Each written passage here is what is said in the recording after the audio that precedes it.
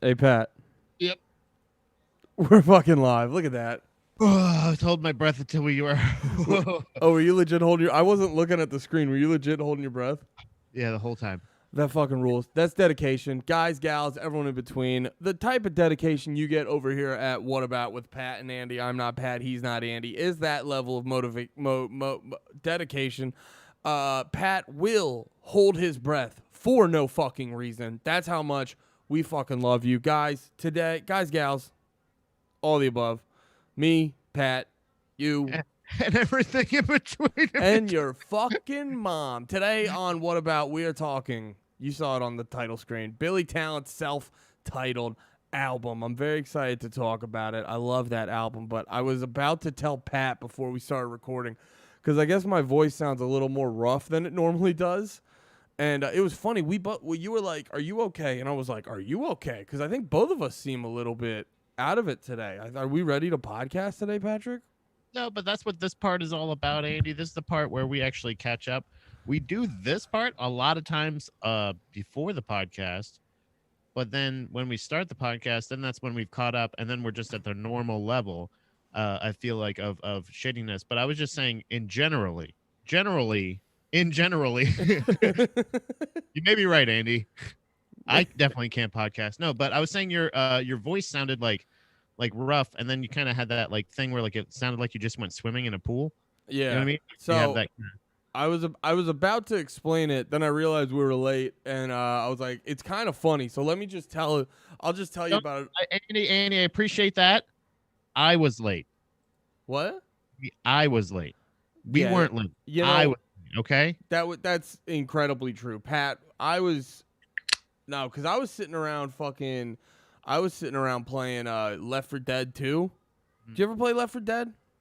No, You're not a real video game guy, right? not really. Mainly just sports, like Like we were hockey and late. or UFC, but that's pretty much it.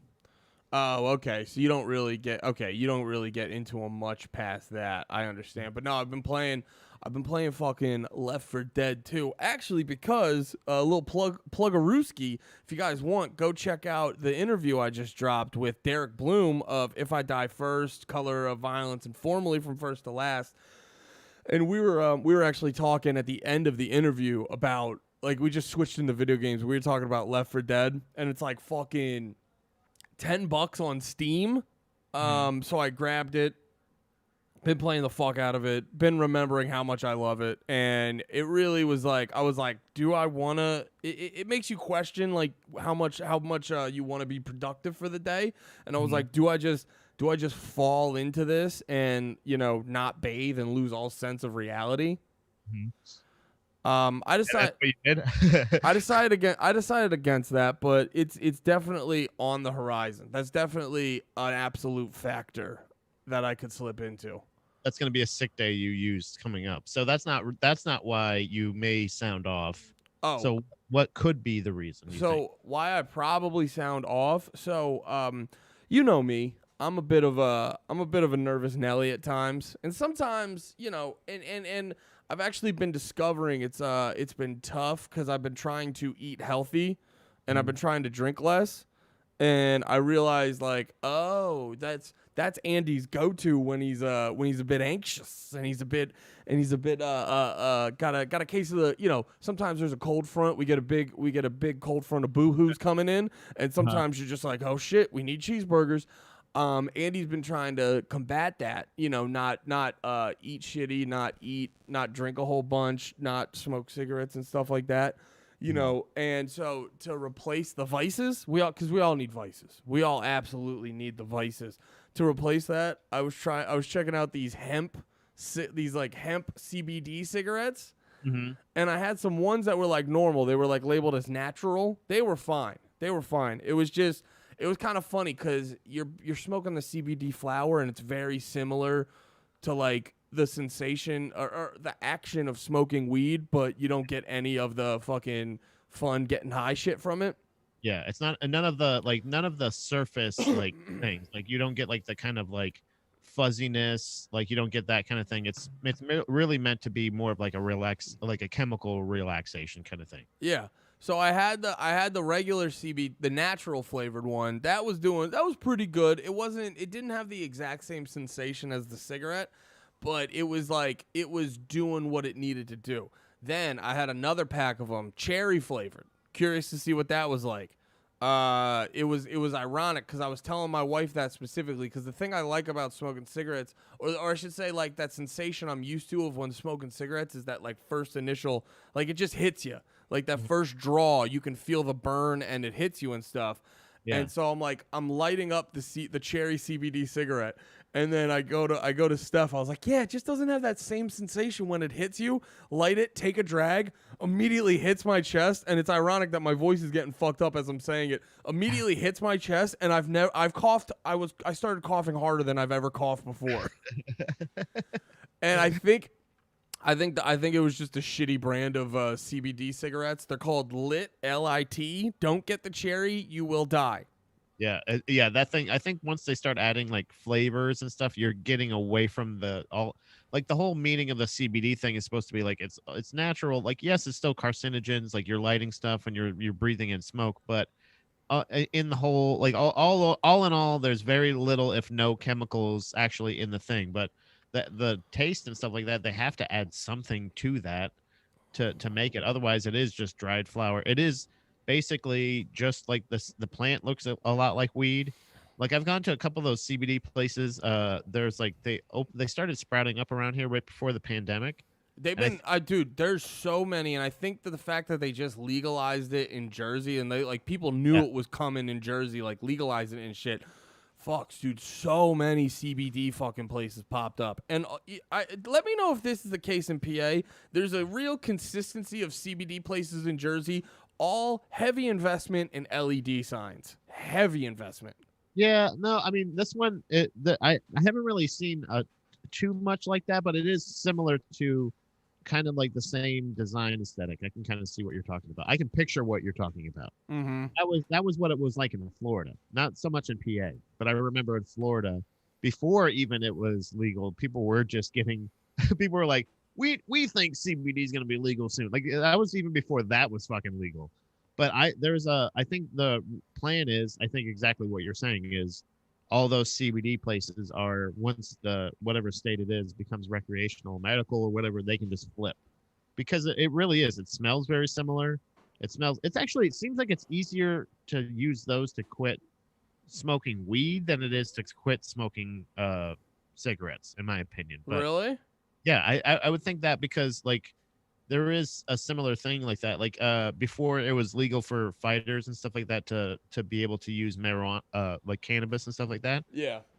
Nate, I almost said Nate Marshall.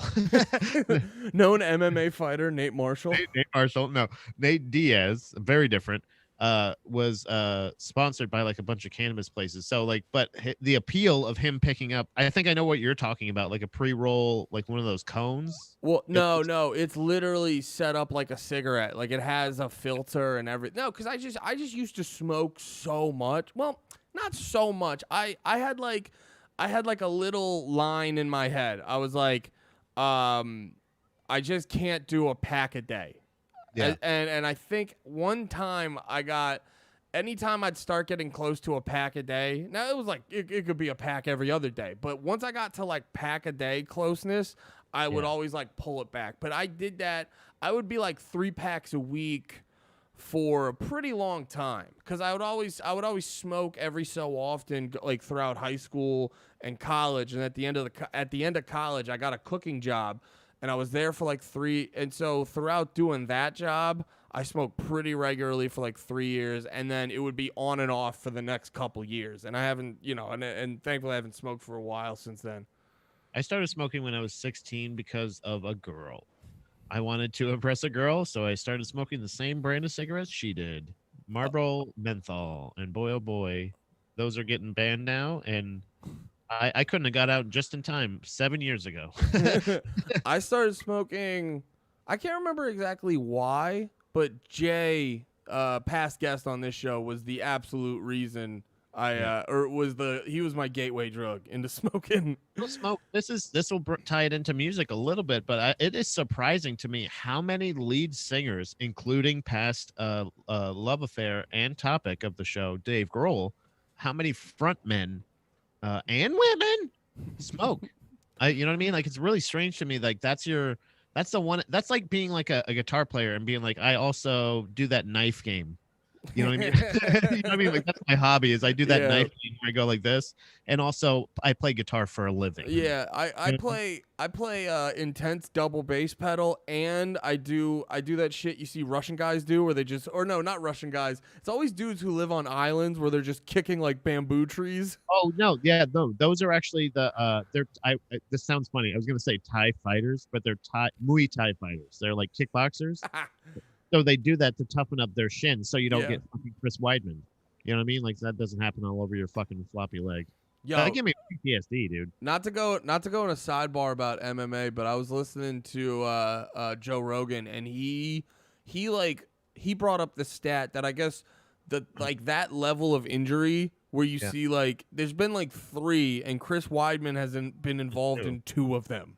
Yeah. He was the check leg last time. This time he was the checked leg. Yeah, he's been on both sides of that. He's fucked up a leg and he has fucked his leg up. By the way, Andy, another fun fact about that, I've seen 2 of those as well. Both of those that Chris Weidman was involved with. I saw both of them live. One of them at a Buffalo Wild Wings in Florida, and the other one in my own goddamn home. And I almost fucking fainted on my own couch, which I guess is convenient, but Buffalo Wild Wings is a good time. Going to watch some MMA. It's gonna be a lot of fun. I may actually just opt out of buying. I enjoy ordering the pay-per-views, but I may opt out of those just to go to Buffalo Wild Wings because my biggest thing was, get this, look at this, I'm tying it right back into cigarettes. I used to always go, and my biggest problem was Dom and I would always have to go outside for cigarette breaks. Yeah. And then we would either lose our seat or we'd have to like wade through the crowd, or you know how it would pack up and then people would just be waiting by the fucking front door, and you're just like, give it up, man. We're just going out for cigarettes. We already got our table. But it was always a fear that we would come back to like nothing. If 2 other people left, we could, there could be mutiny. Yeah. Oh, dude, I remember that was part of the reason I started. Because when I first started dating Steph, if we were going out, we would go to bars way more often. And they would just be in the middle of, but like we would go where, because when I started dating her, she had actually just moved to Stroudsburg. So she didn't really know a lot of people in Stroudsburg yet. I never lived there, so I didn't know a lot of people. So we would kind of like go out on our own.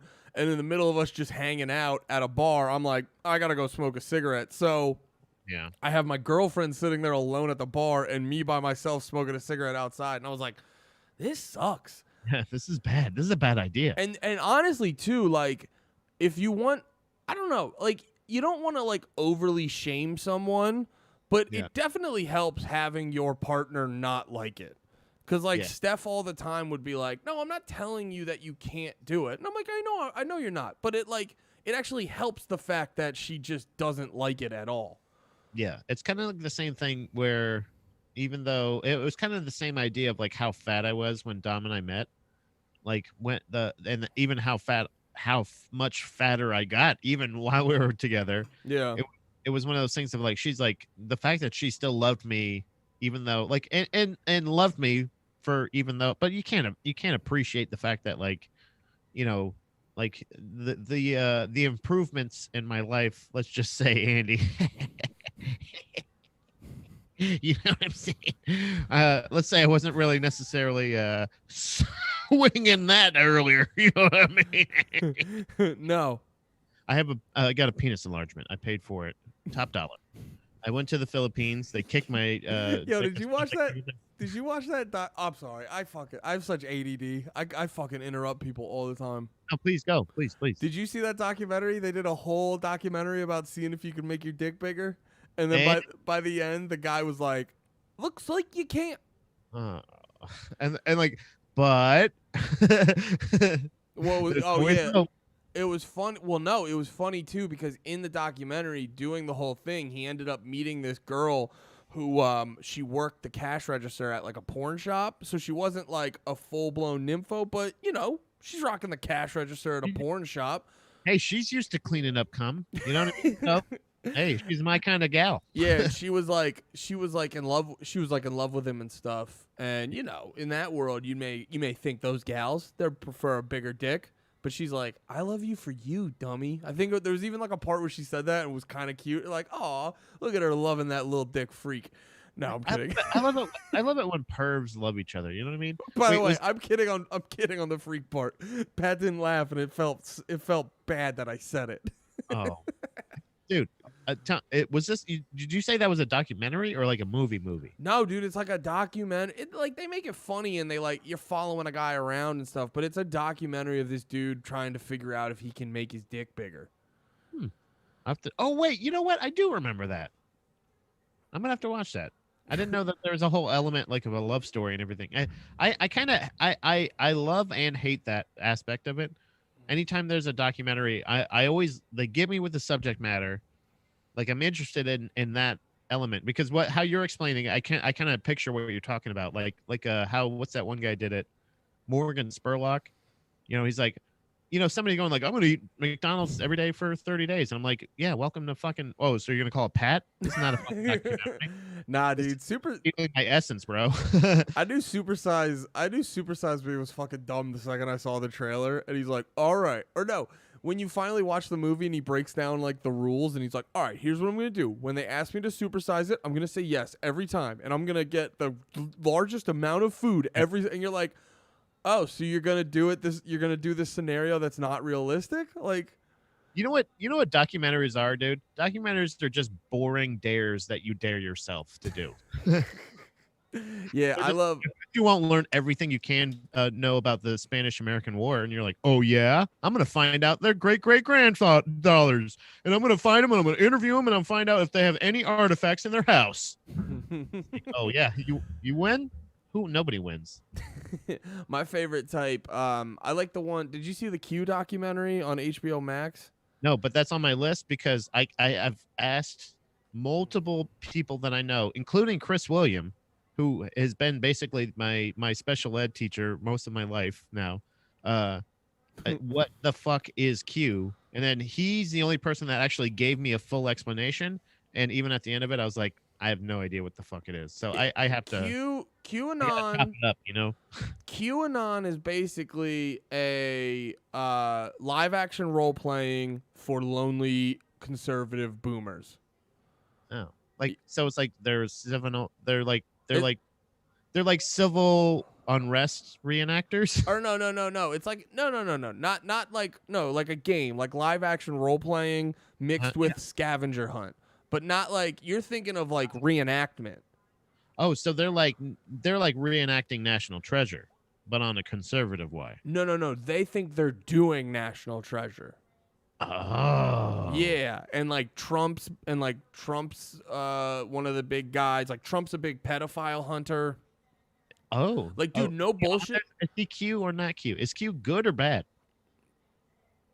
That's a great question. There we go. That's the question. That's how we get to the meat. That's how we get to the meat of this. But here's the fun thing, because it's like it's actually pretty good because it gives you, because like I don't know the way like the media goes about QAnon. They're like every time you try to look it up like on YouTube or whatever, every single thing is like, don't worry about that. They're crazy. They're a bunch of crazy pieces of shit. And you're like, I know. I'll go along with. But just let me. What's crazy? What's the crazy? Let me know. Let me know. Yeah. Just let me know. And this is why I love the documentary, and because it actually tells you what it is, and because like they try to make you go like, oh, it's so scary, and then you realize you're like, oh, it's just a bunch of sad boomers, like and there's some crazies that are violent, but what are you gonna do? What are you gonna do? Everybody got those. Everybody got those in their thing. Let me tell you, hey, the Boy Scouts, they do a lot of good, but they got some pedophiles in there. Hey, you want to have a good time? You're gonna have to break some eggs. You fucking every party's got the fucking cousin Tony who drinks too much and goes a little too far. Every lesson's got a price. But the thing I was gonna say about I talk like an asshole. The CBD. We were just doing the voice. Don't worry about it. the Don't beat yourself up over that one. the CBD cigarettes. The last thing I was gonna say is that basically I started coughing and I got about good 5 to 10 good big coughs in, and it just created this just this loop of I cough real hard, my throat hurts, so I have to cough real hard, and I was getting to a point where I'm like. I remember at one point I'm standing in the bedroom talking to Steph, and I'm like, my face is all red, and I got tears coming down. She's like, "Are you okay?" And I was like, "I think I'm gonna throw up," and I fucking ran into the bathroom. And luckily there wasn't much in me, so I was doing a lot of drive heaving. But nice. You've been eating healthier, huh? Yeah, it feeds into itself, right? See what we're doing here? Haven't been eating as much, not as much to puke up. Yin yang, baby. Huh? But yeah, and so that happened to me on Monday. So I was worried, dude. I had to do I did that Zach Amico's Midnight Spook show we recorded it on Wednesday, and dude, I'm literally laying down, and you know how when you get into a coughing fit and then you fucking dry heave and half puke, so now your nose is all blocked up. I could not breathe out of my nose, and I'm just Steph was so worried about me because I'm just laying in bed and I was like, am I gonna be able to fucking talk on Wednesday? So I was, but thankfully I didn't lose my fucking voice or anything. Well, I mean, that's at least it's in the attempt to be healthier. So I guess it's for a good reason, but God damn it, I hope we don't lose you to fucking CBD cigarettes. Yeah, that'll just weed. Look at allegedly Nate's great. You know what I mean? He's doing, he's fine. Bro, it's legal in Jersey. It's fucking. Oh yeah, he says he's yeah. Oh okay, yeah. Nate's fine. Look, come on. No, I wanna get onto fucking edibles and shit. I definitely wanna slow roll it with edibles. Get some, because I always talk about. I don't know if I've mentioned it before on here, but I'm when it comes to getting fucked up, I'm all about cruising speed. I'm at cruising speed, and then when you start to realize all right, the night's gonna be wrapping up, then we fucking lay our foot a little bit harder on the throttle. That's my way of going. So I want to try some low dose edibles and watch a movie or some shit. Yeah, I would do that. Maybe or even a tincture, those little drops, so shit like that. That would be better if you Yeah, it's one of those things where you bloop, and you'd be all right. You know what would also be really fun to do high is listen to some music. What about? And I'll be like, what do I want to listen to? And I'll be like, oh, what about Billy Talent's self-titled album? That one. Yeah. So yeah, that was good. Hell yeah, dude. Fucking pro. Hey, we were going to do a show about that, right? Pat, we're doing a show about that. What?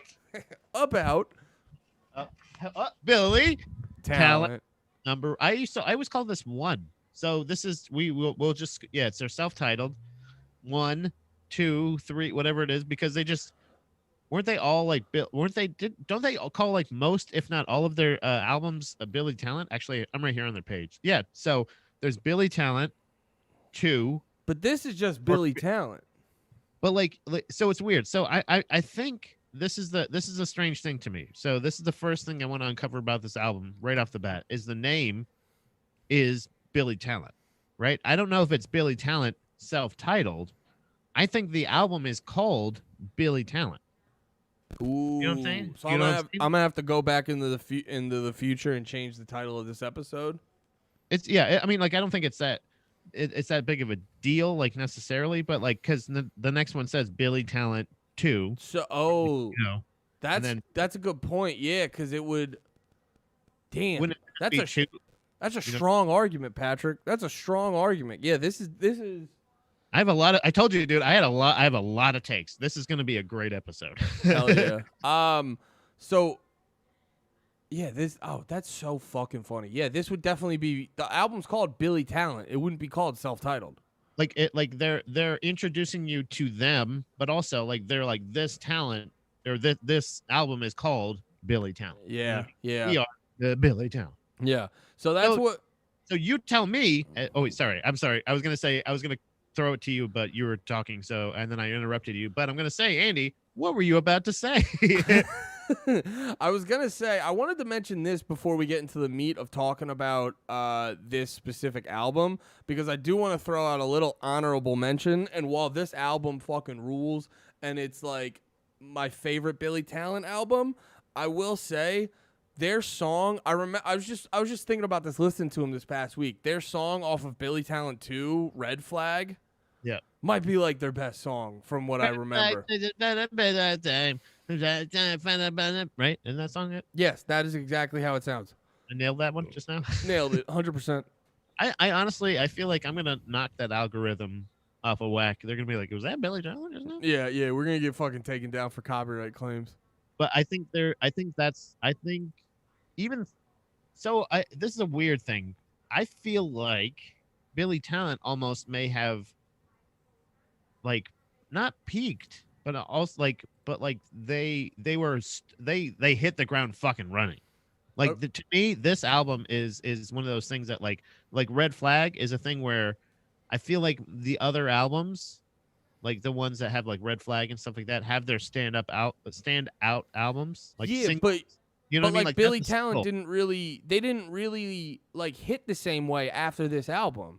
Right. That's what, but they still had like singles and stuff like that, right? Like the Yeah, like because like I said, the one I was bringing up, Red Flag, like that one, that partially was, I mean, it was just a good song, but that was partially big because I believe it was in one of the SSX games. Do you remember those snowboarding games? I think it was that. I think it may have been in like a couple, maybe like a Madden or like an EA Sports one, like one of those games that I played too, like growing up and stuff. Yeah, Like, it was like, oh, cool. well, and that's what I was realizing a lot. It's good. It's funny you mentioned that. Like, well, we're both mentioning it. How like these, like they were. It's weird. They were never mainstream, but they were still pretty big. Like I looked at their Twitter account. They still have like 200,000 Twitter followers. Like I'm sure if you go on YouTube and check out all their videos, there's a shit ton of views and stuff. They were definitely playing like huge concerts and shit. And I remember like it was always interesting because they were kind of one of the they were kind of like an emo band in a way, and I was always like intrigued like how they got so popular. And the more I was listening to them, Yep. it like hit me. Billy Talent. Now I originally called them the emo version of this band, but I think this band I'm about to bring up came out after Billy Talent, so I will say that the Arctic Monkeys are like the hipster Billy Talent. I can see that. Yeah, I can kind of see that. Or like even the garage rock version of that. Yeah, whatever way you would want to categorize them. Because like I was listening to Billy Talent and I immediately, the Arctic Monkeys like stuck out to me, and I was like, why am I thinking of the Arctic Monkeys? And I went back and listened to the Arctic Monkeys more, which I didn't listen to a shitload of them, but I listened to enough to kind of like catch this sort of parallel. And it's like the way they write their melodies and their rhythms and stuff. Because if you listen to this album, Billy Talent's a very rhythm heavy band. You're not gonna get like a lot of like they're almost like like a lot of emo or punk bands. They'll do sort of like just strumming, like da da da da da da da da da, and then kind of like move around the guitar and stuff. But like Billy Talent is very, I don't know, maybe rhythm heavy is not the word, but they're like melody heavy. But like it's weird because they're very heavy on their melodies, but they play them as guitar riffs. That would kind of maybe be a little bit more, but not like guitar riffs in the sense like they're kind of like an AC/DC rock and roll guitar riffs, but in their genre, they're very like guitar riff melody heavy, if that makes any sense. And Arctic Monkeys have the same thing, and that's kind of what makes their sound. That's like how their sound is so distinct. They have the Billy Talent doesn't have, they don't rip on guitar. They have alternative band solos like that. You know, standing in the rain, like the guitar solo and Standing in the Rain, like yeah. It's like it's almost like a 90s fucking radio hit thing. And that's what I'm saying. And I do appreciate as far as like musically, them being a lot like the Arctic Monkeys, but the Arctic Monkeys don't even touch them as far as like substance of song. You know what I mean? Like they have like you look pretty good on the dance floor, like you know what I mean? Yeah. Where even Red Flag, which is like a hit, right? It's a poppy song. Red Flag is most likely about fucking suicide. You know what I mean? Like most of Billy Talent's like, and that's what I love about Billy Talent. They're like, I fucking ate lunch alone in the bathroom. Yeah. I'm sad. I want to fucking hurt myself. This is sucks. Why don't you just fucking tell me the fucking truth? And like, there's no veil. Well, And like, to me, it was so, for that to be like, this is how we're going to introduce ourselves as a band. That's like so fucking awesome. Like to me, and the fact of like how good it was, like to be that confident with like how not like how insecure you really are yeah. is so fucking, it's such a cool weird, and it's like I think it's what girls love in fucking bands, but like when it also like rips, you're like, this song's awesome. And like, you know what, I kind of fucking feel that way sometimes too, man. I fucking feel that, like the amount of times I've listened to this album in my car with the windows down, like just being like actually hearing and understanding another lyric or something like that. It's like, holy shit, like what the fuck, man? Like there's so many. Yeah. It's so crazy. But I do see the comparison with the Arctic Monkeys or something like that, because they have that like that weird like melodic edge. Like Yeah, it's a weird, it's just I mean, it's just in the like the songwriting process of the two bands are very similar. It's just the Arctic Monkeys go in a more like hipstery indie rock route, and Billy Talent goes in more of like a punk emo route. But they're like their songwriting style is oddly similar. I have also, by the way, Try Honesty instrumental was featured on Tiger Woods PGA Tour 2004. Yeah. Neither Okay. one of us put it there. Red Flag was featured on Burnout Revenge, SX on tour. I thought no, because I remember I played the fuck out of that game, dude, and that game was very like stylistic. Because a lot of sports games and shit like that, they don't like it was what always got me with like Madden games. Because Yeah. whenever I was like running the ball, it didn't feel fast. You know, in any of those like Like in- it always yeah, it did, and I'm like, what? I'm like, oh, this should feel like I'm going fucking like 30 miles an hour, like just you run. you need the POV of the guy. I think that's what the thing is. Yeah. Yeah, and like SSX was really good at like capturing. They made it feel like you're going fucking fast, and then adding like songs like Red Flag and shit just fucking made that game so goddamn playable. And this is where I must have known it. NHL 6 also had Red Flag, and then also Devil in the Midnight Mass, That was a good one too. Yeah. ATV Off Road, and Fury Pro. I think they just kind of got bored. Like I think that's what it is. You know what? I used to play the shit out of that game too. ATV. Yep. I played a lot of the extreme sports games. Yeah, they end up like they license.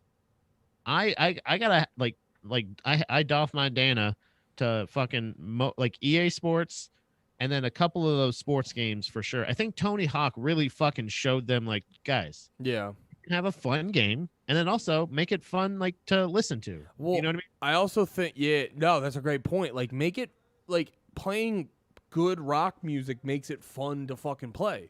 You know, Yeah. and it adds like that replay value. And you got to imagine too that relationship between the video game company and the band is probably perfect, because from the band's perspective, they're like, yeah, they're giving us a shit ton of money and we don't got to do shit. And from the game company's perspective, they're probably going, like a band like Billy Talent, they're probably like, We "Yo, look awesome. we're getting this for no money."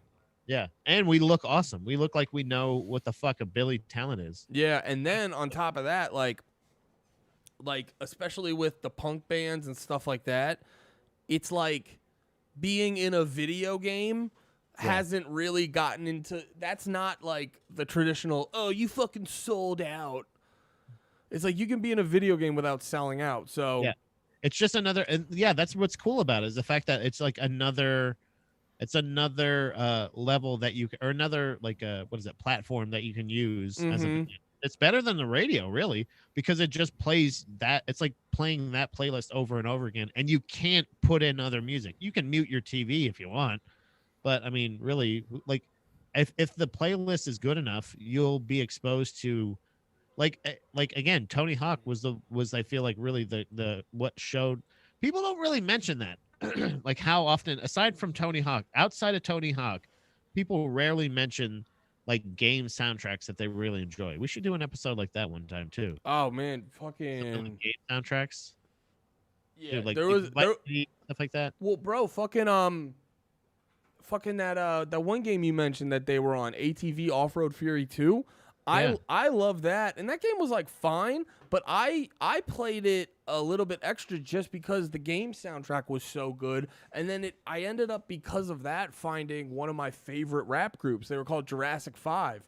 Yeah, yeah. They had a song of theirs in that game, and then because of that, they ended up being a rap group I really fucked with. So yeah, the no, it's funny because I remember this girl I knew in high school that I kind of liked. Yeah, yeah, Yeah, yeah. yeah, high school girls, Pat. Let's go. What was she like? um, she's cool. Nice. Fuck yeah, dude. Like, dude. Fuck yeah. Hell yeah, dude. Okay. No. Was it a thing? Did you make her a mixtape? No. I did that once or twice, and it felt so cringy, and I was like, never again.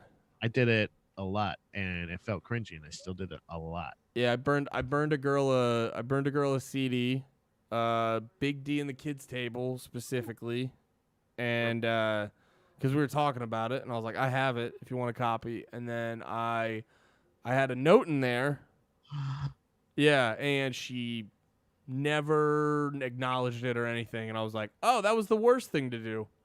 Oof. Yeah.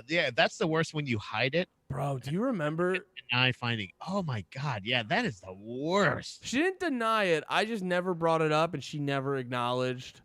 Yeah, but like you meant it to be like, oh, when I open this up, there's the note, and like either she didn't open it up, which hurts, Yeah. or she opened it up and was like, what the, that's. Oh, dude. All of it hurts. All of everything that just happened hurts. I'm sure you have examples, but because you grew up listening to similar type of music, and we're similar dudes, but I just remember the times in fucking high school when you were still like, oh yeah, I can be vulnerable and people won't hurt me.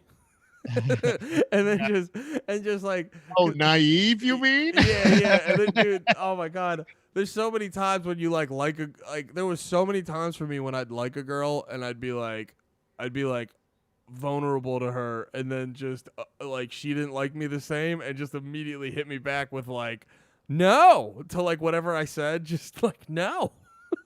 And you're just like, oh, it's cool, everything's fine.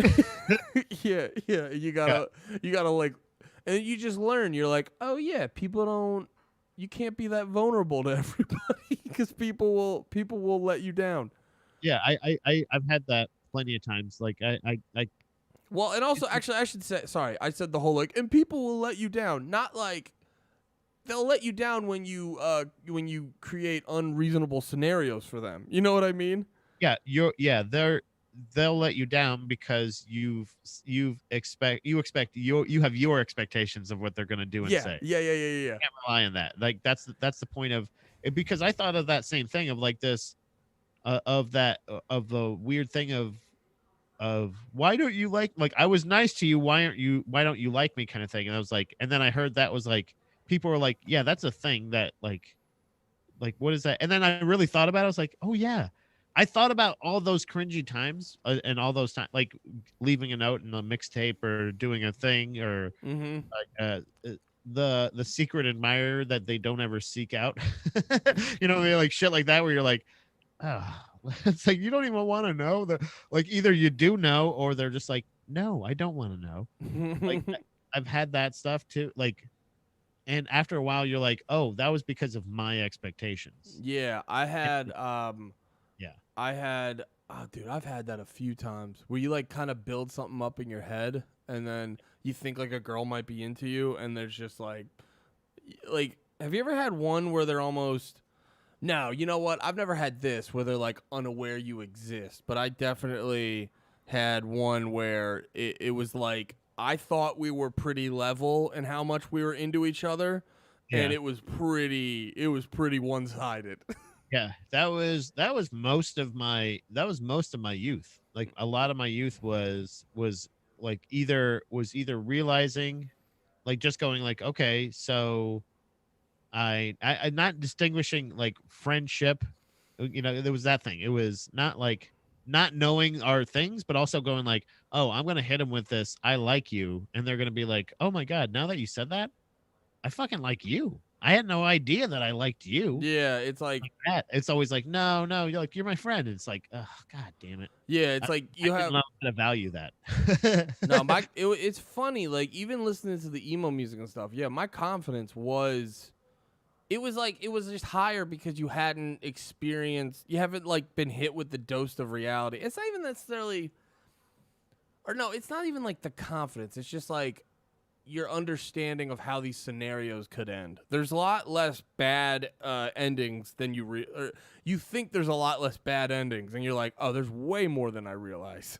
Well, like you're saying, like even something like that, not realizing. I had more cases of not realizing people could hurt you. I always seemed to find new ways for people to hurt me. So like even if I wasn't doing my expectation things, there was one time I remember a girl I liked. I was like, I had the fucking biggest crush on this girl, and I remember I was like, it was I think over middle school. So it was over middle school. So none of us are driving. You would either have to get a ride to their house Mhm. or meet up at the mall or something like that if you ever wanted to hang out. Very rarely are you going to get to hang out with each other in your room or something like that. Yeah, yeah.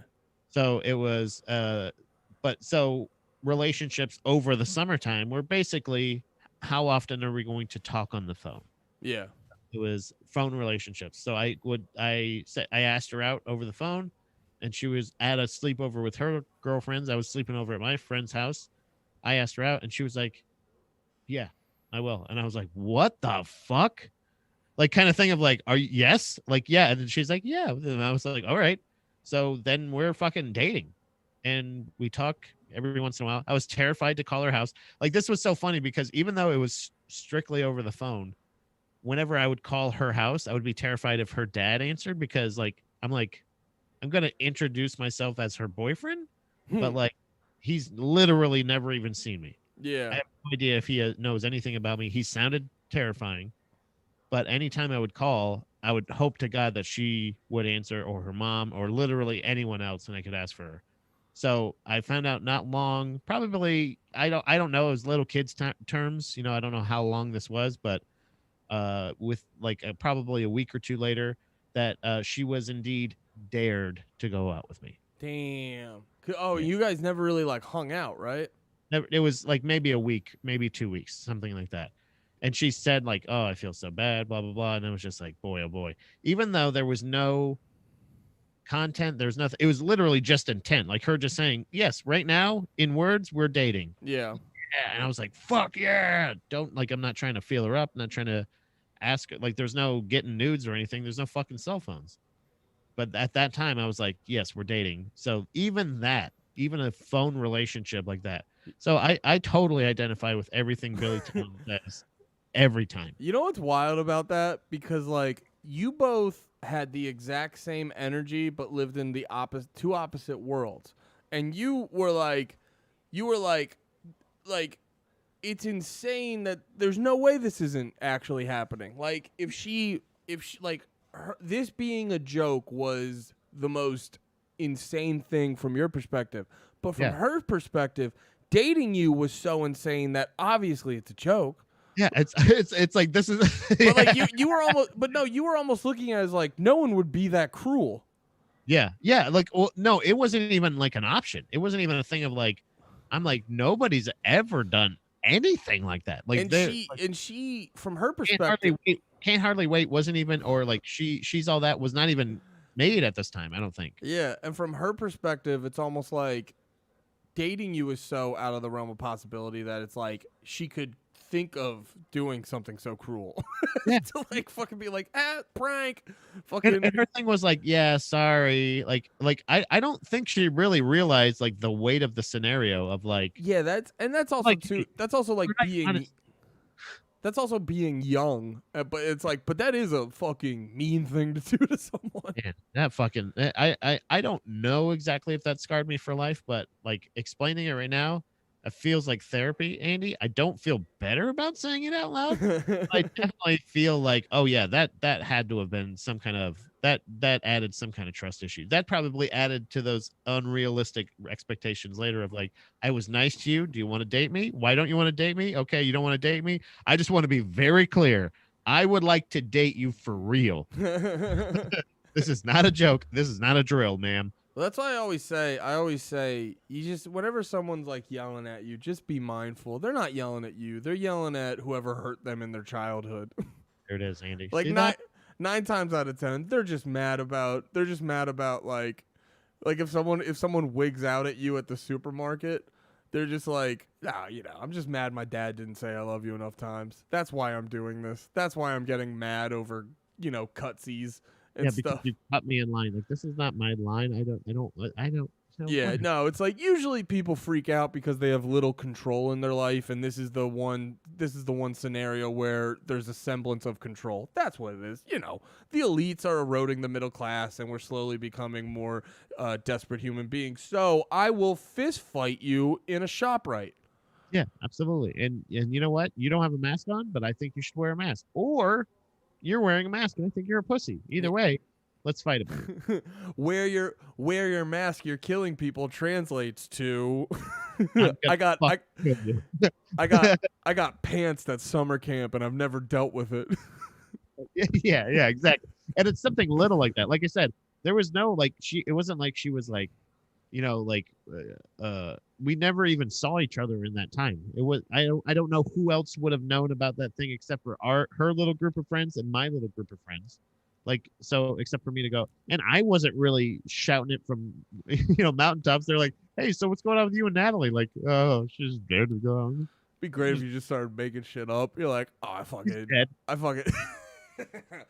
fucking body her out every day, dude. She's fucking. I got her screaming. Bro, I got her fucking pregnant. Oh shit. When you see her next, she has had a kid. And if she says she didn't, she's lying. Yeah. Like that, and like shit like that is usually the stories you hear about like girls getting scarred for life because they're like, oh, she's a slut, she's a piece of shit. That girl, later on, I believe in high school, ended up getting not an exaggeration, Andy. She ended up contracting AIDS. Ha. So I'm not trying to slut shame. I'm just saying, like, hey, asshole, karma, bitch. I'm just trying to say, never fucking cross me. Don't ever fuck with me again. Hey, ever. Hey, whores, listen up. Never wrong, Pat. I arranged that AIDS a date for you, madam.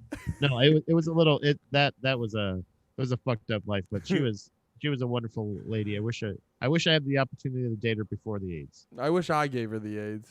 You know what? Honestly, I did still feel bad when I'm if I can be completely candid with you, Andy, I still felt a little bad when I found out she had because when she did when somebody told me when my buddy told me, he's like, hey Bob, like I think her name was Natalie. I say Natalie, but I don't know if it's the same girl.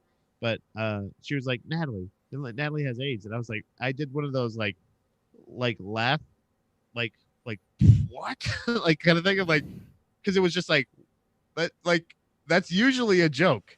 Usually that's the thing of like, oh, I hope you get AIDS or what, like the thing AIDS of like AIDS was a good like go to like worst case scenario for people, like but an over an exaggeration. Like it's never actually AIDS. Like Well, this no, was actually AIDS. AIDS was always like in joking around in school. AIDS was always one that it was like the worst case scenario if you actually got it, but it was it was a very thing to quickly joke about. Yeah. It was a thing. Yeah, it was never actually, like I said, it was just never actually AIDS. And like for this case, it was, oh yeah, this young lady. And I was just like, well, that's what you get. Yeah. Yeah. We were Right. We were talking about like the like getting hurt and stuff like that in high school, and it does correlate lyrically to a lot of this Billy Talent lyrics. And listening to this album, it reminded me. I'm curious how like when you first heard these lyrics. I know for me, because like I would get into a lot of the emo lyrics, and especially if you're, if like I was saying before, if there's ever a stronger case of the boohoos coming in, sometimes you lean into them more, and you're like, hell yeah, being sad rules. You're right. Everyone's against me. This is justified. But like Billy Talent was always fun to me because for me the music did all the heavy lifting. Because I always found myself a lot of times listening to Billy Talent being like, all right, man, chill. It's because like, what were you saying? The one line, and I think it was "Standing in the Rain," where he's like, I ate lunch every day in the bathroom. I remember there were times he could have been telling the truth, but I remember my knee jerk reaction was like, no, you didn't. Not every day. Even weirdos have friends. You weirdo. Yeah. But there's still like, it's I can see the toughness of it. I got fucking bullied by like the administration at my school. You know what I mean? Like it wasn't necessarily the other kids. The other kids, it wasn't anything. It was just being like just walking around. That's the thing though, is like they kind of cover so many different aspects of like bullshit trauma that you deal with in like school. And They also being just completely invisible. They deal with being broken up with, being ignored. They didn't cover getting dared to be dated, but maybe that's on 4 or 5. I don't know if how late. That. Real problems. Fucking real problems that happen to all of us. You were dared to get dated too, right? Andy? What happens to all of us. I feel like they touched just if they didn't, they should have. But like, they should have definitely, for all the emo kids, should have definitely touched like, my dad thinks I'm a bitch. Yeah, like I don't know if that's in there. There's probably something in there about like, yeah, I feel like I don't know if they did, but I swear they had to have. Yeah, I think there's something in there about like I was never as good as that. Like they're like, you're comparing me to Chad. Well, just with their lead singer being like so thin and having like such a high voice, you're like, your dad definitely called you a bitch, dude. Yeah, I love that fucking there's definitely alpha bullying happening in that household for sure. I think he probably ate lunch, like he ate lunch in the bathroom by himself every day, but that's because he was fucking homeschooled. And his dad was just like, get in the fucking bathroom, pussy. Get your hot pocket and go in the bathroom. Get the fuck out of here, you bitch. Fucking tired of looking at you. We're doing fucking squats after this, pussy. I don't want to do squats again. He's like, oh, you want me to try honesty? I'll be honest, you're a fucking bitch.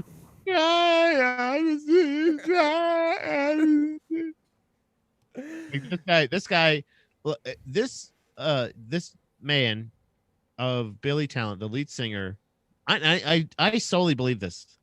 Only the lead singer. I think the band is just a great, very talented band.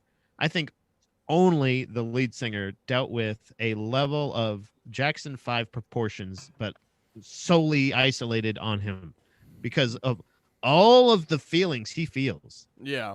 Like I touch on some of them. Some of them I'm like, this is a fun riff. This is a good melody. When he's doing what is it? River Below is great. Standing in the Rain's great. Yeah, Cut the Curtains is great. Like these are all hits. Prisoner of Today. What's the one that I was just thinking of that was like, this is like, bro, they had all the songs. Like it's not so much now because I haven't like the song Lies. I'm sorry. Oh shit, I hit the button. The song Lies. This song. Here, this one that's copywritten.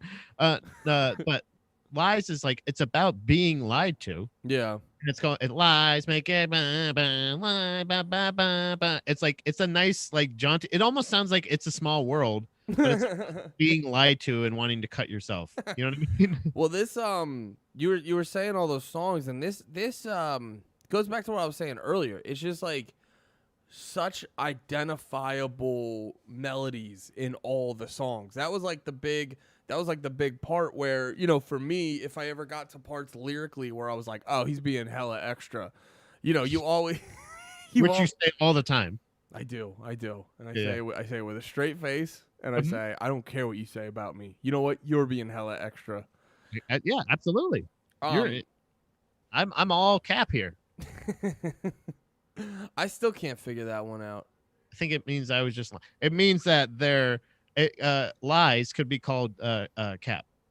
Oh yeah, try or he No could cap. be like, God damn it! I don't remember which one's the lies. no. I think if you say no cap, I think you're like saying for real. Caleb's having a field day with this one. Caleb is losing his mind right now. He's going, go to bed, Caleb.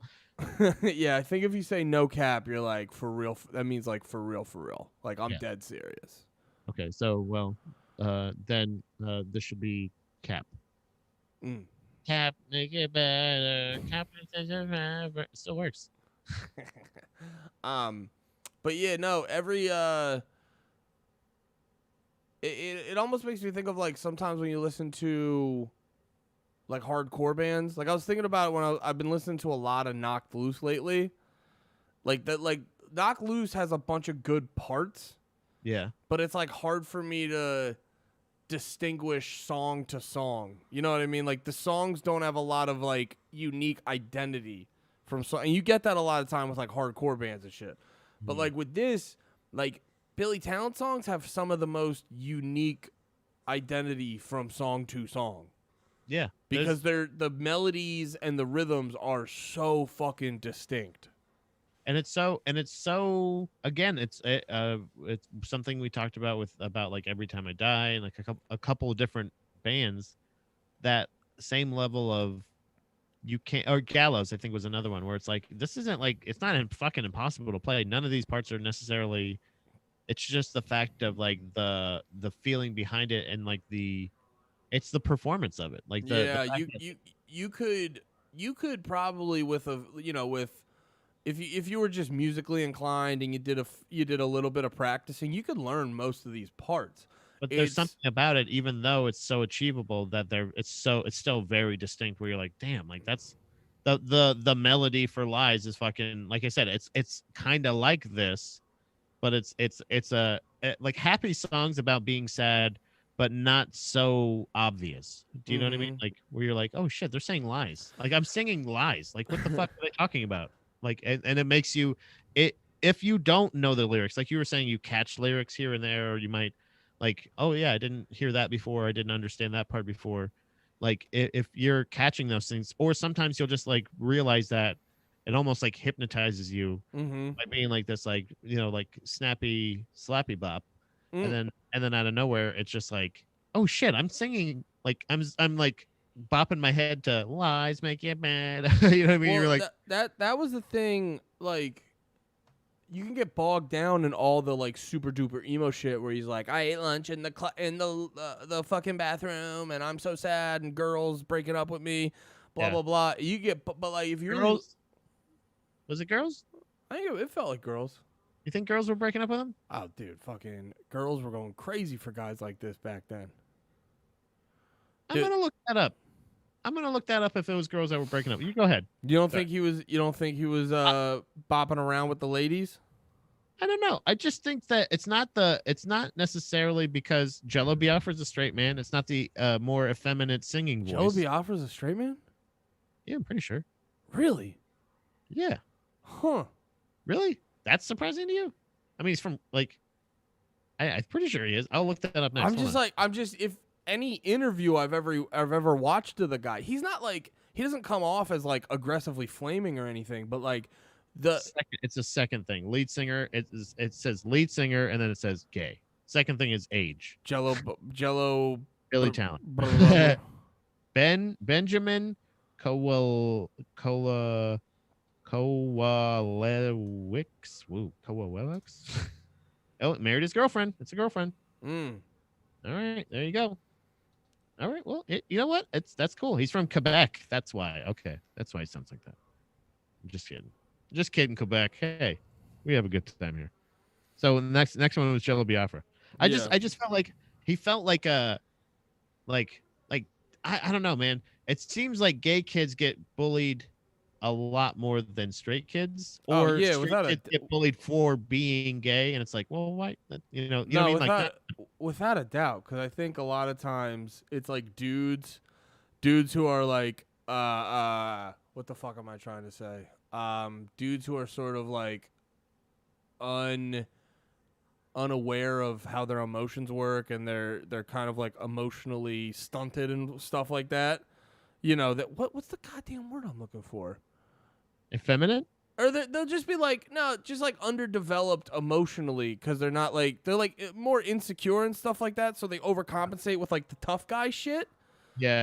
I got you. So like if they see a gay guy who's like maybe more effeminate and stuff like that, you know, their emotions short circuit and they're like, no, stop it, and they, you know, and I feel like because of shit like that, gay kids get bullied way more and stuff, and so. Yeah.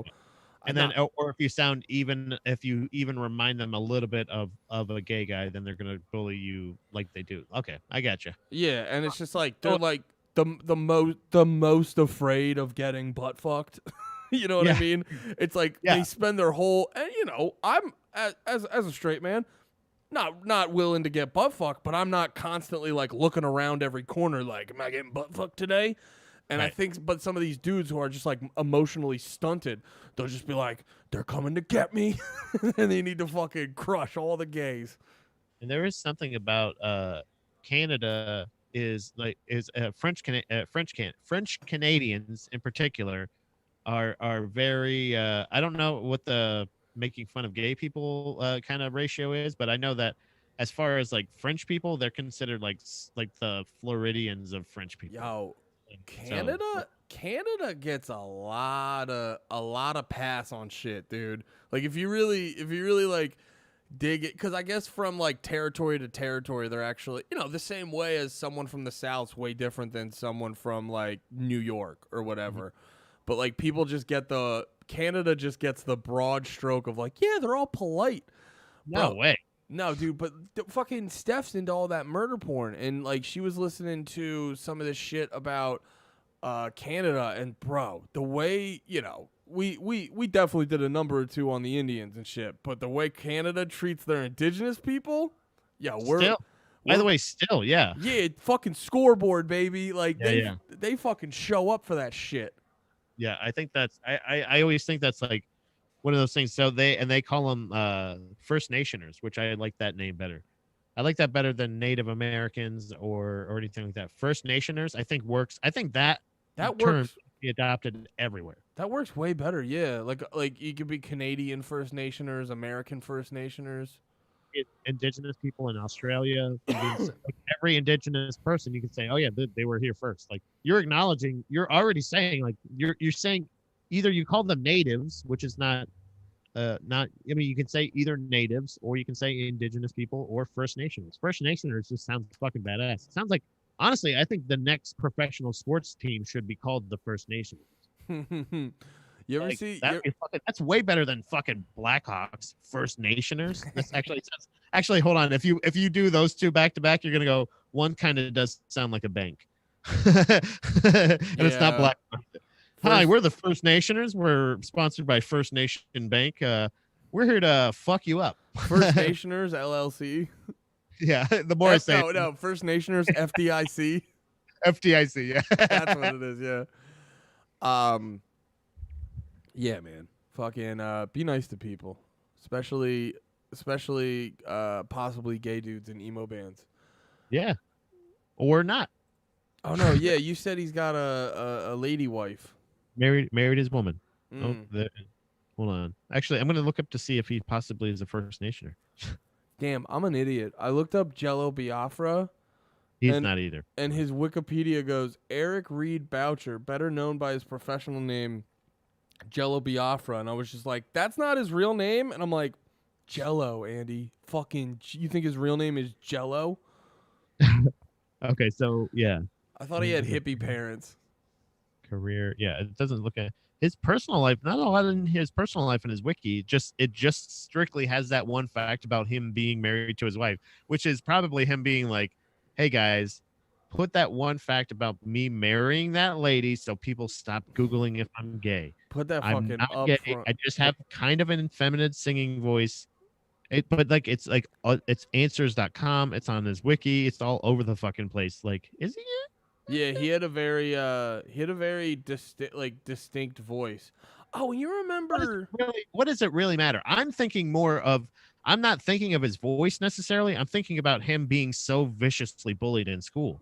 Like, I Yeah, just don't know of people that don't have, and I'm not saying this, that either are of another sexual orientation or have a disability of some sort, like having that kind of thing. So that's what I'm saying is like he was like, I mean, this guy, Andy, this is no joke. There's so many fucking feelings in this. mm-hmm. Like they don't mess around with Oh, so any of that. you're saying you thought gay because he was bullied on a Yeah. level of a gay kid in the early 2000s. Yeah. I thought it was that's fair. That's fair. in Canada. I don't know their feelings, but like kids will be kids, Andy. You know, hockey players aren't necessarily I don't think they do have an organization that is everyone can play, and that is meant for every race and every sexual orientation that can play. Bro, that's Funny what, story. Funny side story. My wife and I went to visit the New York Rangers at Madison Square Garden. We were, visiting the team there. yeah, you went to visit him? Yeah, we went there. We were saying hi to the You guy. caught up with all the guys? Yeah, they couldn't hear us from our seats, but but we saw them play. That's so fucking funny. And there was a table there, and a guy that I used to work with back in Florida, a coworker of mine for like 7 years. I have this prank that we do this thing I started doing when I started going out on the road doing comedy. Every time I stop at a mall or a flea market or anything like that, and there's like a contest that you can sign up for, like win a free car, win a vacation, I always write down all of his personal information. I write down his first and last name, his email address, his phone number. Classic bit. And then he just gets. So when I was at the Rangers game, there was a table there, and I signed him up to be a member of the Gay Hockey Association. And he gets called all the time for re-upping his dues and signing up for the Gay Hockey Organization, still to this day. Even though every time he's like, look, my buddy signed me up. I respect what you're doing, but please take me off the list. I cannot donate to your organization, because they like spam call him. Yeah, dude, you know who's also fucking vicious? Red Cross or no, Red Cross? Whoever's looking for my fucking blood. Yeah. Yeah, and oh man, they are fucking I get calls from them like once a month. Yeah, it's funny because it's like whenever it's like a charity like that, because he's not somebody that is like, he's not a hateful person or anything like that, but he's used some questionable language over the years that we worked, and I was like, you know what, you should have some face-to-face time. You should have some guys calling you saying that they want money for the Gay Hockey Association, because they have all of your information. They have your home address. They have your fucking. Are you punishing him for his past discretions? Yeah. That one was personal. The rest of them, I was like, what? Oh, did you win the cruise? I said, I signed you up. Did you win? Damn, that's funny. Well, this album fucking ruled. It was like one of the most happy I was that, like, of albums that I used to listen to when I was in high school. This was like in recent memory, the happiest I was of like, I'm so glad I picked that one, because this one was so fucking good. And honestly, I was looking through, I'm probably going to go down a fucking Billy Talent wormhole after this, because I'm like looking at all the music videos, like I was saying, Red Flag and Fallen Leaves and all the other great songs that they had. It was just reminding me of how much I fucking like Billy Talent. It's so like comforting. Like, it's so weird because the funniest thing, a fun that I cannot remember exactly. I no, it was my buddy Ben, my friend Ben, who worked at a video store near my brother's house. Like, he's like, yeah, you should. He, I think, was the first person that had the demo that me and my other buddy Robert got into, and I wanted to play it for everybody. Like, I was like playing for all these people, right? And then it got like, I played it for him, and they're like, that sounds like shit or whatever. They kind of like poo-pooed it. They didn't give it any mind or whatever. And then when they put out the studio version of it, because Oh. so if you look at Spotify, there's the 10th anniversary version. I was so happy they put that out because with that is also the first release of this. And I was like, because I remember hearing this and I was like, this sounds way different than the version I heard, but the songs are all exactly the same. Yeah, Like they're the okay. same song. So they have all the demos on that? Yeah, it's the demo version of that. And I was like, oh my God. Because like I was like, I remember this. But when the studio album came out, all of the people that I had shown this album, like probably months, maybe a year, whatever before, were like losing their shit over this band and then asked me, had the gall to fucking ask me if I had heard that or like try to introduce me. And I was like, I swear to God, Andy, I know I've mentioned this in the past about hating the fact that like I I knew them before they were big, especially with like my friends at that time, because like it felt like gaslighting. Like they were like, Pat, you never told us about Tenacious D. Like, oh, you motherfuckers, dude. Like this was the same scenario, only they were like trying to be like, hey, you ever heard of these guys? And I was like, yeah. And I was like, I played those guys for you. What are you fucking talking about? You guys said they sucked. You guys said these guys sucked and they were playing these songs. Bro, And, I can like, it made no sense to me. It was so I swear to God, if they were gaslighting me, it's like one of the most successful that has ever happened in the entire history of gaslighting. Bro, I can one up you, dude. I fucking Really? Yeah. Wait, what? Yeah, I said really, and, Oh. and then you said yeah, and you stopped. So was I don't it- think you can. I think you go. No, dude, I just remember this, man. My one buddy was fucking telling me about this girl. And he was like, I don't know if I should date her. And I remember he was like that. He's like, yeah, I don't know if I like her like that. I don't know if I should date her. And I was like, and he was telling me about what he was gonna do, and he was like going, because I don't want to say what they did, because if I say what they did, it'll be very obvious who I'm talking about. But Yeah. like he was basically gonna go drive this really far distance to do a thing with her, and then he had just surprised her with these like socks she wanted that he knew she wanted, and he just got her for. But like he wasn't doing it to be like, oh, I want to impress her so she'll maybe date me. He was just like, oh, she likes those. I just get her those socks. She likes them. Right. And I was like, yeah, dude, it sounds like you really like her. Why don't you just date her? Worst case scenario, it doesn't go well and you guys break up.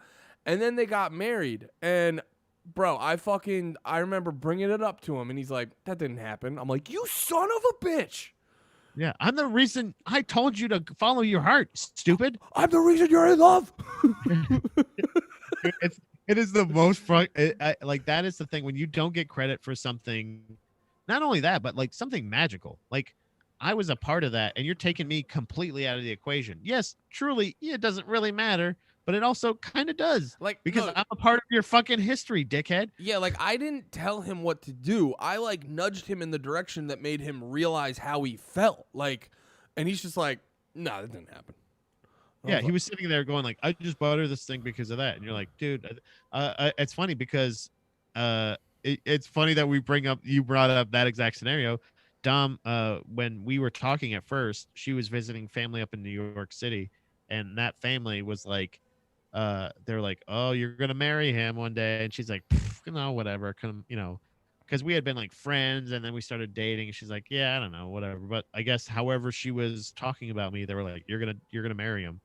Every time we see them, they bring up like, remember that time you were visiting and you were texting and you said, and like I remember it, Dom remembers it. We give them the satisfaction because we know what it feels like to be like, to show somebody something like, dude, and something. The reason I was mad was not because I didn't get the credit. That's not the reason. Was because I didn't get the credit for showing them something as amazing, to be the person that not necessarily discovers it, but helps someone else discover a band like fucking Billy Talent.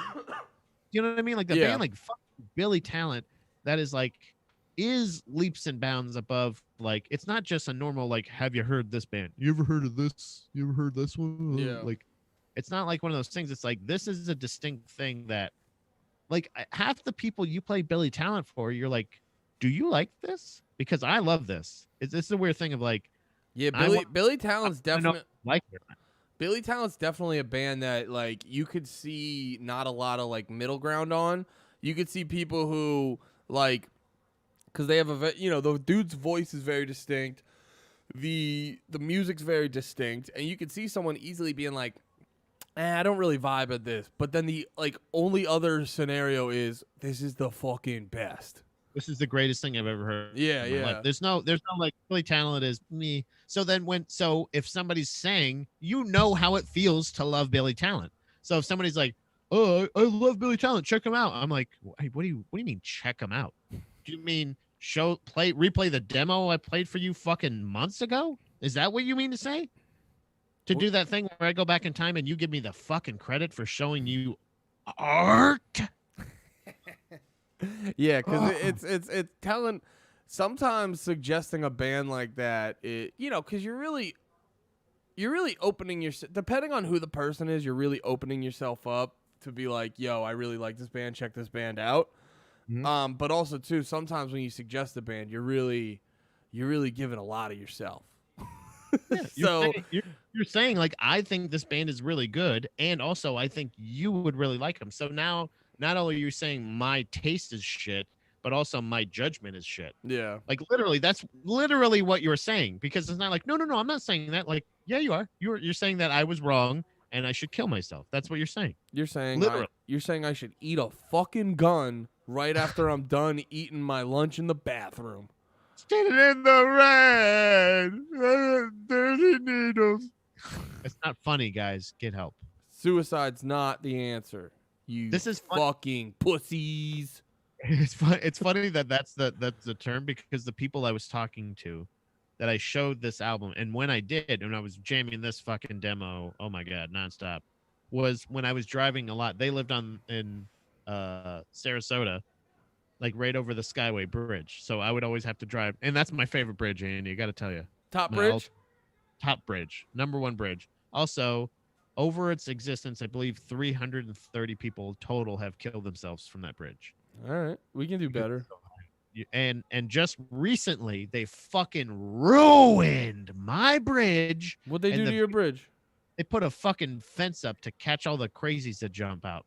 God So damn they it. put We this whole- need that. We need that level of danger in life. I want the view. I like the view when I'm driving on that goddamn bridge, because that's what it's there for. If you ever get upset though, just go watch that Golden Gate bridge documentary where the guy just records all those people killing themselves. We were coming for that record, man. We were coming for the goddamn record for the Skyway Bridge and all those goddamn hippies out there, and we couldn't do it. I think Florida could have eventually caught up to them. And I have seen that documentary, Andy. It gives me goosebumps. I like it, and I don't know why. I never watched it. I saw the trailer and I'm like, nah, too sad. It is. It's pretty sad. But it's not. It's actually not that sad. It's just a bunch of adults making decisions. That's all. Just decision making, just word problems and Just problem solving, Andy. It's just critical thinking and problem solving. Hell yeah. So Pat, I got some tunes I need to listen to this week. So I want to know. Can we do this again? Can we do this album again? You just want to do another week of it? Can we do? Actually, you know what? I'm sorry. I think, Andy, you were about to ask me what we should talk about next week. Is that what I'm to understand? Yeah, I can't. I forget the format of asking that question, so that's why I was like stuttering. Well, I'm going to tell you, Andy. What about next week? We talk about Billy Talent 2. For real? Yeah, I fucking want to listen to more Billy Talent. Yo, I'm okay with that because I think Billy Talent 2. That's your jam. That's the one with Red Flag, right? I keep moving my phone back because I swear to God the static keeps something about. I did the same thing. Wait, fucking no. Where'd my go? You're like, oh wait, I threw it out the window. Found it. No, I think Billy Talent 2 has a bunch of good songs. Devil in a Midnight Mass, Red Flag, This Suffering. Yeah. I listened to this. I listened to this album way more than I realized. Yeah. So this is the one there. This is clean slate. I don't have any pre-existing conditions with this one. We got all the high school out of the way. I think this one he probably moves on to college. And then this is like his Kanye Goes to College album, right? Billy Talent 2, being gay and Canadian in college. Being gay in Canadian college. They call it university. Ah. Wow. Wow, fun. I was honestly telling you, I was gonna be like, I don't think I listened to this album enough, like, because it's weird. It's like once I start listening to Billy Talent, not that I will like go like, oh, Billy Talent shuffle. I'll go like, I want to listen to this one over. I want to listen to this a couple more times because I mean, from like tits to toes, my friend. I'll listen to this album top to bottom over and over. Tits to toes. I just want to listen to this album over and over again. So if I can't necessarily listen to one, I'll listen to Billy Talent 2. Well, I'm fucking excited, Daddy-O, because I like this album a lot. I mean, we might just end up doing their whole catalog. See if they invite us up to Canada. We gotta stop calling them gay. I don't mean it. It's not an insult. It's just one of those things that we thought for sure. I did not think for sure. I just assumed with all the bullying, gotta find out where the bullying came from. Did you not play sports? He was like skinny, kind of had a twerpy look. I mean, you're a skinny emo. Like in a bully's eye, you're a gay kid. You know what I mean? Like, so you're gonna get it. Skinny emo's gonna get it the same level as a gay kid. And then when he starts seeing the skinny emo get bitches, because bitches like skinny emos. Oh, yeah. Then that adds the added thing of like, what the fuck? You still my girlfriend? I thought you were gay. You gay fuck bitch. They just start beating him up. They're like, wait, I'm so confused. I mean, it's cool you get pussy, but how? Yeah. Show me your ways, you fucking pussy. Give me your pants, you bitch. Yeah, dude, that's what all Billy Talent 2 is about. So I look forward to delving into to the lyrics and all of the emotions of getting punched for getting gay punk pussy. It's gonna be wonderful. Hell yeah, dude! I'm excited.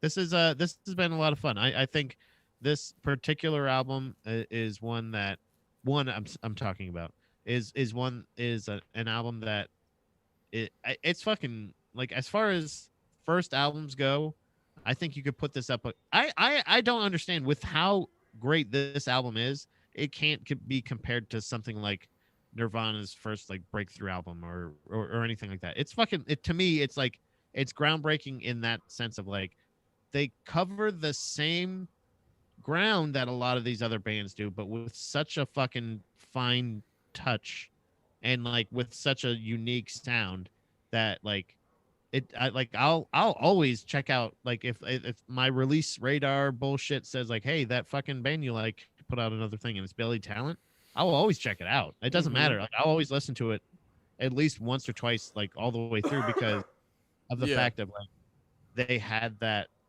it at one point, but you know what I mean? Like if whether it is like if it depletes after time, or like we talked about this in the past of like bands peaking. I don't know if they peaked with that very first one, but it's not that their other music's bad, but it's just like that first one was just out of fucking nowhere. I think this album for sure was great. Like, I don't think they peaked content wise. I just think they never hit that like they never set the bar too high. They never hit that level of popularity that they did on the first. Like after the first two albums, they never really got back to that. But I think they were one of those bands that like popped off big for two albums and then got a good solid fan base and just, you know, well, this is good. This gets us the amount of money we like. Like, this is good. Yeah, they earned it. Whatever. I just hope, however they are functioning right now as a band, is to their liking, because they fucking earned it. That guy's been through a lot. We see some bands get popular. Like there's like two different types of bands that get popular. I notice, like generally speaking, there's the ones that get real popular, and then they basically just try to like let's compound on that and like just keep going and try to get that rise. And then there's other bands that get popular, like Billy Talent, and this is what I'm guessing they did. They get popular, they made their nut, they found their fucking audience, And then they, you notice it. Like, bands will do more of the, like, advertisement shit of going on the shows and doing the interviews and stuff. And then once they hit that, like, level of popularity, they're like, all right, I'm just going to mainly focus on the fun stuff, sell the album when we need to sell the album and stuff. But I'm not going, like, over the top with that shit. Yeah. I can see that. Yeah. They have that. I can see that. I'm guessing that's what they're doing. Because I think they're still pretty big. Yeah, when they put out a live one, a live album. They put out a live one. I'll tell you what, they put out a live album, and I remember like the crowd, at least like the pictures from the show that they like the live shows that they got it from was like it looked like a theater, like just fucking packed. Here we go. This is the gauge. If you look on Spotify, because a lot of these bands that popped off early. They'll get I bet you'll see it if you go like to Hawthorne Heights' Spotify. Here, wait, let me pull up Hawthorne and we'll wrap this up in a minute. Because I guarantee you, if you go to Hawthorne Heights, yeah, exactly. Ohio is for Lovers has like 56 million plays, and then everything else, there's like 2 more around 13, and then everything else is around 1 to 5 million. So you have those bands where, Hawthorne Heights didn't have the same long-term popularity, so they have that one huge song, and everything's a little bit under that. I was looking at Billy Talent's numbers. All of theirs are, like, pretty big still. Yeah. So you see they have, obviously, the first 2 albums are the biggest, but it's not as much of a discrepancy in numbers. Yeah, after that, they have their like we were talking about, or I was talking about earlier about like something like Tenacious D. A band like Tenacious D is like they can get big and popular and stuff like that, but no matter what, they're gonna have their core audience. Yeah, of people that are always gonna kind of fuck with them no matter what. Or Kevin Smith, I think is like for a non-musical person, there's people that are just Kevin Smith fans. Mm-hmm. They like Kevin Smith. He puts out like podcasts. He puts out fucking movies. He makes shows, and basically people know like I like his vision, so I'm gonna fuck with what he does. Well, he it's was funny when he put out Red State. That was like his first step of like, I'm only making stuff I want to make. And then I remember I watched, what was it? I watched that Yoga Hosers movie. Do you know that one? Man, that thing was a fucking pile of shit. Yeah. But I'm a Kevin Smith mark, so I had fun with it. And then dude, Jay and Silent Bob Strike Back 2 is possibly the most fan servicey movie I've ever seen. That was a crowdsourced. Yeah, I did a thing. It was funny. I did a podcast. A friend of mine has one. Ian Strong. He has Strong Words with Ian Strong. He does a ratings roundtable, and like every once in a while he'll do a thing. He'll pick a topic like Tarantino movies or fucking this thing or whatever it may be. We did View Askewniverse movies, which were all the movies that feature Jay and Silent Bob's as characters in the movie. Yeah. So it's like Dogma, Chasing Amy, Clerks, Mallrats, all that stuff, right? And then we rate them from top to whatever, So I like Jay and Silent Bob, the second one or whatever. I came to the realization I actually kind of like the second one better, but maybe just because it's newer. And also because it's also like it is one of those things of like the reason it is that is not because it's like shitty filmmaking necessarily. It's because it was fucking crowdsourced. Yeah. So like there's gonna be those clunky parts where they're like, hey, you paid to be in a movie. So when I do this thing, I'm gonna do a line and then we're gonna cut to the audience. And then you're all in the movie. Get it? Yeah. Yeah. I like Jay and Silent Bob Strike Back too, but I was like, dude, if you're not about Kevin Smith, you're not gonna give a shit about this. Yeah, I think I'm kind of that. I love like Dogma. I didn't really love Chasing Amy, stuff like that. Like you rank those, but that's the thing is if I am one in that group even a little bit, like that's he gets a little bit of my money, probably every year at somewhere.